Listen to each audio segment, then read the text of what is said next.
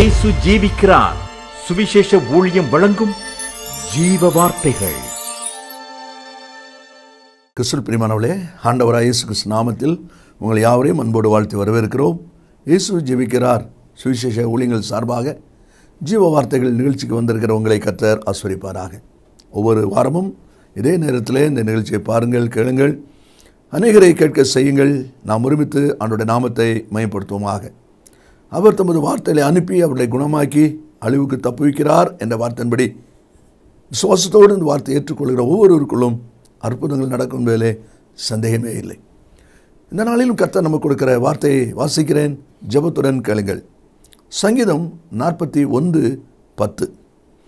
கர்த்தாவே, நீர் எனக்கு இறங்கி நான் அவர்களுக்கு சரிகட்ட என்னை எழுந்திருக்க பண்ணும்.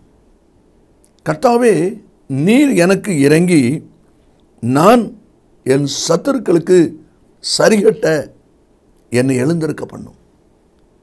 சங்கீதக்காரன் கர்த்தரிடத்தில் கேட்கிற ஒரு வார்த்தை என்ன? ஆண்டவரே, எனக்கு விரோதமாய் சத்துருக்கள் பெருகி இருக்கிறார்கள். அவர்கள் செய்கிற ஒவ்வொரு காரியங்களும் மிகுந்த வேதனைக்குரிய ஒரு அனுபவமாக இருக்கிறது. இந்த சத்துருடைய பிடியிலிருந்து, இந்த சத்துருடைய காரியத்திலிருந்து நான் அவர்களுக்கு சரிகட்டும்படி என்னை எழுந்திருக்க பண்ணும் என்று சொல்கிறான். காரணம், மேல் வசனத்தில் 8 வாசிக்கிறோம், படுக்கையில் கிடக்கிற அவன் இனி எழுந்திருப்பது இல்லை என்கிறார்கள். அப்படியானால் சங்கீதக்காரன் படுத்திருக்கிற ஒரு வேதனை நிலையில் அவன் இருக்கிறான். அது நிமித்தம் சத்துருக்கள் பல நிந்தையான வேதனையான காரியத்தை செய்கிறாங்க. ஆண்டவரே, அவர்களுக்கு நான் சரிகட்ட என்னை எழுந்திருக்க பண்ணும். இந்த வார்த்தையில் கேட்கிற அன்பு நேச பிள்ளைகளே, ஒருவேளை நீங்களும் கூட இந்த வார்த்தையை கேட்டுக்கொண்டு ஒரு நாளில் எப்படி இருந்த என்னுடைய வாழ்க்கையின் அனுபவங்கள், குடும்பத்தின் அனுபவங்கள் இன்றைக்கு இப்படிப்பட்ட ஒரு வேதனைக்கு நேராக எல்லாரும் பரியாசிக்கும்படி, அற்பமாய் பேசும்படி, அவதூறாய் பேசும்படியான ஒரு நிலைக்கு நான் தள்ளப்பட்டு விட்டேனே, அப்பா நீர் என்னை எழுந்திருக்க பண்ணும். அந்த ஜனங்கள் மத்தியிலே கர்த்தர் எங்களோடு இருக்கிறீர் என்பதை நான் நிரூபிப்பதற்கு, கர்த்தர் கிரியை செய்து கொண்டிருக்க என்பதை காண்பிப்பதற்கு என்னை ஒரு விசையர் எழுந்திருக்க பண்ணும் என்று சொல்லி ஜெபிக்கிற ஒரு அனுபவத்தை பார்க்கிறோம். இதே போல கர்த்தருடைய கருத்தில் அர்ப்பணிப்பில்லானால் நீங்களும் ஜெயம் பெறுவீர்கள். ஒரு விசை என்னை நினைத்தருளும் என்று சொல்லி அன்றைக்கு சிம்சன் ஜெபித்தானே, அதே போல ஆண்டவரே நீர் என்னை எழுந்திருக்க பண்ணும் என்று சொல்லி கேட்கும்போது கர்த்தர் பெரிய காரியங்களை செய்கிறவராயிருக்கிறார். அதே அதிகாரத்தில் ஒரு 4 வசனத்தை வேகமாய் வாசித்து நாம் ஜெபிக்க போகிறோம். என்ன நிலையிலிருந்து எழுந்திருக்க வேண்டும்? நான் இப்பொழுது என்ன நிலையில் இருக்கிறேன்? நான் எழும்பக்கூடாதபடி என்னை அமுக்கி கொண்டிருக்கிற காரியம் என்ன? அழுத்தி கொண்டிருக்கிற காரியம் என்ன? அது சிலருடைய வாழ்க்கையில் இருக்கிறது. நான் எவ்வளவோ ஜெபிக்கலாம் நினைக்கிறேன், ஆண்டவரை மகிமைப்படுத்தும் நினைக்கிறேன், கர்த்தருக்காக செயல்பட நினைக்கிறேன், ஆனால் முடியலை. இந்த குறிப்பிட்ட காரியம் என்னை அழுத்துகிறது, என்னை அமுக்குகிறது, நான் எழும்பக்கூடாதபடி அது என்னை தடுக்கிறது என்று சொல்கிறீர்கள் அல்லவா? இன்னைக்கு உங்களை நான் எழுப்பி விடுவதற்கு, தூக்கி விடுவதற்கு கர்த்தர் நம்மத்தில் வந்திருக்கிறார். தாவீதின் அனுபவத்திலிருந்து ஒரு 4 காரியங்களை வேகமாக வாசிக்க போகிறோம். என்னை எழுந்திருக்க பண்ணும் என்று சொல்கிறானே, எவைகளிலிருந்து? முதலாவது 4ஆம் வசனம், கர்த்தாவே என்மேல் இரக்கமாயிரும், உமக்கு விரோதமாய் பாவம் செய்தேன், என் ஆத்துமாவை குணமாக்கும் என்று நான் சொன்னேன். உமக்கு விரோதமாய் பாவம் செய்தேன். முதலாவது, ஆண்டவரே, நான் எழும்ப வேண்டிய காரியம் அல்லது நான் எழும்பக்கூடாதபடி என்னை அமுக்குகிற காரியம் என்ன? உமக்கு விரோதமாய் பாவம் செய்தேன். வார்த்தையினால் உண்டாகிற பாவம், வரவு செலவு பணங்களிலே உண்டாகிற பாவம், சிந்தையிலே உண்டாகிற, செயலிலே உண்டாகிற பாவம் அழுத்துகிறது, அமுக்குகிறது. உமக்கு பாவம் செய்தேன் என்று சொல்லி அவன் சொல்வதை நாம் அங்கே பார்க்கிறோம். எரேமியா 5:25 வாசிக்கும் போது, உங்கள் பாவங்கள் உங்களுக்கு நன்மையை வர ஒட்டாது இருக்கிறது. தேவன் நன்மை ஆயத்தமாக வச்சிருக்கிறார், ஆனால் அந்த நன்மை கிடைக்கல. ஏன் கிடைக்கல? உங்கள் பாவங்கள் உங்களுக்கு நன்மையை வர ஒட்டாது இருக்கிறது, நன்மையை வரவிடாதபடி தடுக்கிறது. அதனால தான் அந்த பாவத்தின் அழுத்தத்திலிருந்து என்னை எழும்ப பண்ண ஆண்டவரே என்று சொல்லி அவன் கேட்பதை பார்க்கிறோம். சங்கீதம் 38:4 வாசிக்கிறோம், என் பாவத்தினால் என் எலும்புகளில் சௌக்கியம் இல்லை. எழுத்தின்படி எலும்பு என்றாலும் ஆவிக்கிற அனுபவத்தில் விசுவாச வாழ்க்கை. என்னுடைய விசுவாச வாழ்க்கையில் தைரியமாக நிற்க முடியாதபடி, நிமிர்ந்து நிற்க முடியாதபடி, கம்பீரமாக நிற்க முடியாதபடி பாவத்தினால் சௌக்கியம் இல்லை. இந்த வார்த்தையில் கேட்கிற அருமையான கர்த்தருடைய பிள்ளைகளே, நீங்களும் ஆண்டவருடைய கருத்தில் அர்ப்பணிப்பீர்களா? கண்டிப்பாக அந்த பாவத்தின் அந்த தன்மையிலிருந்து விடுதலை பெற வேண்டுமா? நிச்சயமாக வேண்டும். இந்த பாவத்தை குறித்து சிந்திக்கும் போல ஒரு 4 காரியங்கள் எப்போதும் நம்முடைய நினைவில் இருக்க வேண்டும். சங்கீதம் 51:3, என் பாவம் எப்பொழுது எனக்கு முன்பாக நிற்கிறது. 2 32:23, உங்கள் பாவம் உங்களை தொடர்ந்து பிடிக்கும். ஆதியாகமம் 4:7, பாவம் வாசப்படியிலே படுத்திருக்கும். ரோமர் 7:11, பாவமானது சமயம் பார்த்து வஞ்சித்து அதனால் என்னை கொன்றது. கொல்ற முடிவோடு தான் அது முடியும். அதுக்கு முன்னால் தப்பிக்கொள்ளணும். 2வதாக 5ஆம் வசனத்தை வாசிக்கிறோம்.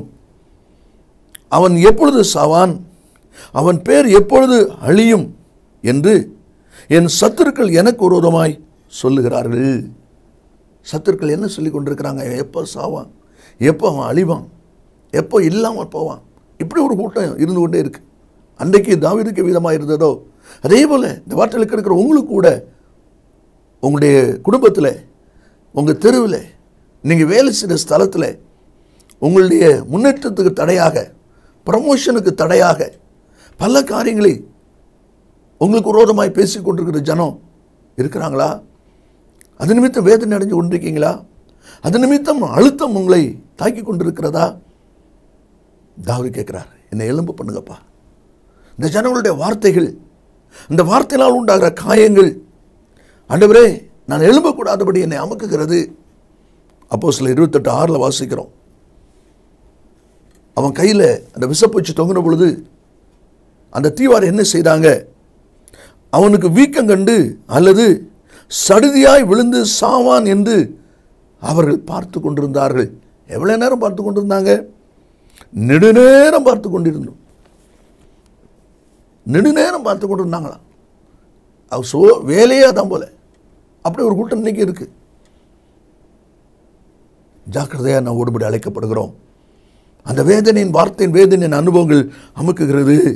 யோபு 16:2 அவர் சொல்லுகிறார், நீங்கள் எல்லாரும் அலட்டுண்டாக்குற தேற்றவாளர். சிநேகிதர் எதுக்கு வந்தாங்க? அவருடைய வேதனை பார்த்து அவனுக்கு ஆறுதல் சொல்ல வந்தாங்களாம்.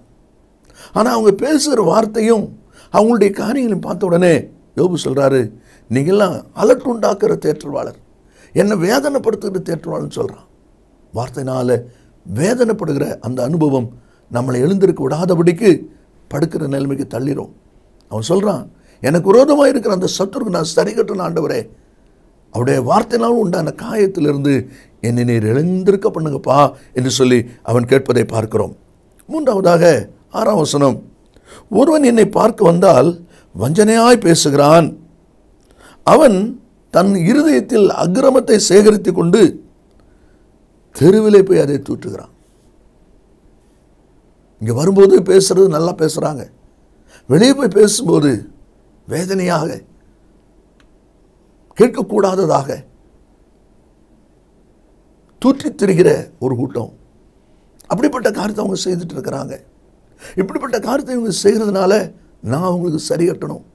நீர் என்னை எழுந்திருக்க பண்ணினாதான் அது முடியும், இல்லைன்னு சொன்னால் அதை நான் செய்ய முடியாது என்று சொல்லி அவன் சொல்வதை நாம் அங்கே பார்க்கிறோம்.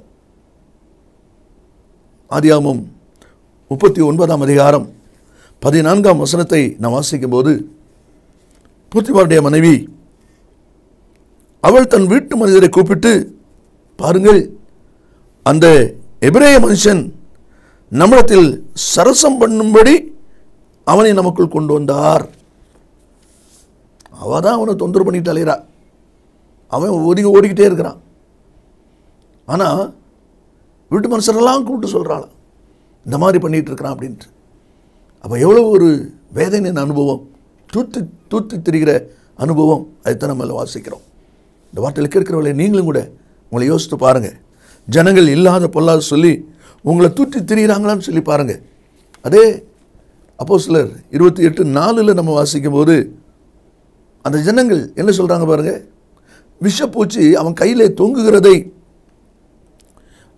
அந்நியராகி அந்த தீவார் கண்டபோது, இந்த மனுஷன் கொலைபாதகன், இதற்கு சந்தேகமே இல்லை, இவன் சமுத்திரத்துக்கு தப்பி வந்தும் பலியானது இவனை பிழைக்க ஒட்டவில்லை என்று தங்களுக்குள்ளே சொல்லிக் கொண்டார்கள். இந்த மனுஷன் கொலைபாதகன், இதற்கு சந்தேகமே இல்லை அப்படின்னு சொல்லிட்டாங்களாம். இதே தீவார் தான் கொஞ்சம் முன்னால் நீங்கள் வாசித்து பார்த்தீங்கன்னா பவுல் சொல்கிறாரு, அந்த தீவார் எங்களுக்கு பாராட்டின அன்பு கொஞ்சம் நெஞ்சம் அல்ல, அவ்வளோ எங்களுக்கு அன்பு பாராட்டினாங்க, அவ்வளோ எங்களுக்கு உதவியாக இருந்தாங்க. அந்த உதவியாக இருந்த மக்கள், அனுகூலமாக இருந்த மக்கள், ஆதரவாக இருந்த மக்கள் சில நிமிடத்துக்குள்ளாக தலைகளாக மாறிட்டாங்க. கொலைபாதகன்னு சொல்கிறாங்க. சமுத்திரத்துக்கு தப்பி வந்தும் அந்த பழி அவனை விடலைன்னு சொல்லி அவர்கள் தூற்றுகிறதை அந்த வார்த்தை மூலமாய் நம்ம இங்கே பார்க்கிறோம். இந்த வார்த்தை கேட்டுக்கொண்டிருக்கிற அன்பு நேச பிள்ளைகளே, இந்த சங்கீதக்காரன் சொல்லும்போது கூட அதை என்ன சொல்கிறான் பாருங்கள். இப்படி என்ன தூற்றித் திரிகிறதும், எப்போ சாவான்னு சொல்லி பார்த்து கொண்டிருக்கிறதும் வேறு யாரும் இல்லை. 9ஆம் வசனத்தில், என் பிராண சிநேகிதனும் நான் நம்பினவனும் என் அப்பம் முசித்தவனும் என்மேல் தன் குதிகாலை தூக்கினான். எனக்கு ரொம்ப நெருக்கமானவங்க, அன்பு கூர்ந்தவங்க, என் பிராண சிநேகிதன், அவங்களே எனக்கு விரோதம் அப்படி வந்துட்டாங்க. ஒரு நீங்கள் அப்படி சொல்லி கொண்டிருக்கலாம். ஆனால் கர்த்தர் எல்லாவற்றையும் கவனித்துக் கொண்டிருக்கிறார். மனுஷன் மாறுவான், கர்த்தர் மாற மாட்டார். அவர் ஒருபோதும் தாம் உங்களுக்கு கொடுத்த வார்த்தையை அவர் மாற்றவும் மாட்டார், மறக்கவும் மாட்டார். நீங்கள் சரியாய் கர்த்தரை பின்பற்றுவீர்களானால், பிடித்துக் கொள்வீர்களானால் நிச்சயமாய் ஜெயம் பெறுவீர்கள். கடைசியாக 8வது வசனத்தை நாம் வாசிக்கிறோம். தீரா வியாதி அவனை பிடித்து கொண்டது, படுக்கையில் கிடக்கிற அவன் இனி எழுந்திருப்பதில்லை என்றார்கள். 4வது அனுபவம் வியாதியின் அனுபவம், ஒரு பலவீனத்தின் அனுபவம், சரீரத்தில் ஒரு பாடுகளின் அனுபவம். அந்த பாடுகளினால் வியாதியினால் உண்டாகிற அழுத்தம். ஆண்டவரே, இந்த தீராத வியாதி என்னை பிடிச்சு கொண்டதுனால நான் படுக்கையில் கிடக்கிறேன், நீர் எப்படி ஆகில எனக்கு உதவி செய்யும், நான் அந்த ஜனங்களுக்கு எனக்கு விரோதமாக இருக்கிற அந்த சத்துருவுக்கு நான் சரிகட்ட வேண்டும், அதற்கு நீர் என்னை எழும்ப பண்ணும் ஆண்டவரே என்று சொல்லி அவன் கேட்பை தான் நாம் இங்கே பார்க்கிறோம். இந்த வார்த்தையில் கேட்கிற அன்பு நேச பிள்ளைகளே, நீங்களும் கூட சற்று யோசித்து பாருங்கள். எந்த நிலையில் ஓடிக்கொண்டிருக்கீங்க? கர்த்தர் நடத்துகிற அனுபவத்தின் பாதையிலே எவ்விதமாய் உங்களுடைய ஓட்டத்தை நீங்கள் கொண்டு போய் கொண்டிருக்கிறீர்கள்? அவன் சொல்லுகிறான், கர்த்தாவே, நீர் எனக்கு இறங்கி நான் அவர்களுக்கு சரிகட்ட என்னை எழுந்திருக்க பண்ணும். நீர் முதலாவது எனக்கு இறங்கும் ஆண்டவரே, எனக்கு இரக்கம் செய்யும் ஆண்டவரே. இப்படிப்பட்ட சத்துரு மத்தியிலே, இப்படிப்பட்ட ஜனத்தின் மத்தியிலே நான் சிக்கிக்கொண்டு தவிக்கிறேனே, நான் வேதனையின் அனுபவத்தில் ஓடிக்கொண்டிருக்கிறேனே, இதற்கு ஒரு முடிவு உண்டாகட்டும். 69ஆம் சங்கீதம் 4வது வசனத்தை நான் வாசிக்கும் போது அதில் சொல்லப்பட்டிருக்கிறது, நிமித்தமில்லாமல் என்னை பகைக்கிறவர்கள் என் தலைமயிரிலும் அதிகமாக இருக்கிறாங்க. அது மட்டும் இல்லை, எனக்கு சத்துருவாக இருக்கிறவங்க பலத்து இருக்கிறாங்க. அவங்ககிட்ட பணபலம் இருக்குது, ஆள் பலம் இருக்குது, பக்கபலம் இருக்குது, அதனால் என்னால் ஒன்றுமே செய்ய முடியலை என்று சொல்லி அவன் சொல்வதை நாம் அங்கே பார்க்கிறோம். சங்கீதம் 31:12, செத்தவனை போல எல்லாராலும் மறக்கப்பட்டேன், உடைந்த பாத்திரத்தை போல ஆனேன். நீங்களும் கூட எல்லாராலும் புறக்கணிக்கப்பட்டிருக்கீங்களா? தள்ளிவிடப்பட்ட நிலைமையில் இருக்கீங்களா?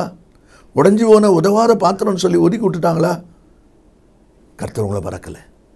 ஆண்டவர் உங்களை ஒருபோதும் மறந்து போகிற தேவன் அல்ல. சத்துருக்கள் நாள்தோறும் என்னை விழுங்க பார்க்கிறார்கள் என்று சொல்லி சங்கீதம் 56:2 சொல்லுகிறான். இந்த வார்த்தையில் கேட்கிற அன்பு நேச பிள்ளைகளே, அவருடைய ஜெபத்தை கவனி. கர்த்தாவே, என்னை எழுந்திருக்க பண்ணும், நான் இந்த ஜனங்களுக்கு ஒரு சரி கட்டணும். எதிலிருந்து? என் பாவத்தின் அழுத்தத்திலிருந்து. 2வது, சத்துருடைய வேதனையான வார்த்தையினால் உண்டாகிற காயங்கள், அதிலிருந்து என்னை எழுந்திருக்க பண்ணும். தெருவில் போய் தூற்றி திரிகிறாங்க, அப்படிப்பட்ட அனுபவத்திலிருந்து என்னை எழுந்திருக்க பண்ணும். தீரா வியாதி பிடிச்சிக்கிட்டு படுக்கையில் கிடக்கிறவன் எலும்பான்னு சொல்லிட்டு இருக்காங்களே, அந்த வியாதி வேதனையிலிருந்து என்னை எழுந்திருக்க பண்ணும். நாம் ஜெபிப்போமா? ஆண்டவர் இதே காரியத்தை உங்கள் வாழ்க்கையில் ஜெயமாய் தர அவர் ஆயத்தமாக இருக்கிறார். இயேசு சீக்கிரம் வரப்போகிறார். நல்ல பிதாவே, நன்றியோடு துதிக்கிறோம். உங்களுடைய வார்த்தை ஆமென்றும் ஆமென்னும் இருப்பதற்காக ஸ்தோத்திரம். இந்த வார்த்தையை கேட்டிருக்கிற ஒவ்வொரு பிள்ளைகளும், கர்த்தாவே, என்னை எழுந்திருக்க பண்ணும் என்று யார் யார் ஜெபிக்கிறாங்களோ அவருடைய வாழ்க்கையில் ஒரு ஜெயம், பலன், கிருபை, ஆசீர்வாதம், விடுதலை உண்டாகட்டும். கர்த்தர் இயேசுவின் நாமத்தில் பிதாவே, ஆமென், ஆமென். கர்த்தர் உங்களை ஆசீர்வதிப்பாராக. ஆமென். அருமையானவர்களே, கடந்த நாட்களில் ஒரு புஸ்தகத்தை குறித்து நான் உங்களுக்கு சொன்னேன். 50 செய்திகள் அடங்கிய இந்த புஸ்தகம் உங்கள் ஆவிக்குரிய வாழ்க்கைக்கு மிகவும் பிரயோஜனமாக இருக்கும், ஊழியர்களுக்கு சிறப்பாக பிரயோஜனமாக இருக்கும். நீங்கள் இதை பெற்று பயன்படும்படி உங்களை அன்பாய் கேட்டுக்கொள்கிறேன். மற்ற விவரங்களை என்னிடத்தில் கேட்டுக்கொள்ளுங்கள். கர்த்தர் உங்களை ஆசீர்வதிப்பாராக. மேலும் விவரங்களுக்கும் உங்கள் ஜெப தேவைகளுக்கும் நீங்கள் எங்களோடு தொடர்பு கொள்ள வேண்டிய முகவரி ஜீசஸ் லிவ்ஸ் காஸ்பல் மினிஸ்ட்ரீஸ், சகோதரர் John M Jeyaraj, 123A Dohnavur road, Mavadi, Nellai மாவட்டம், தென்னிந்தியா 627107. Cellphone 9443113292. Email yesujeevikrar@gmail.com. Website www.jesuslivesministries.org.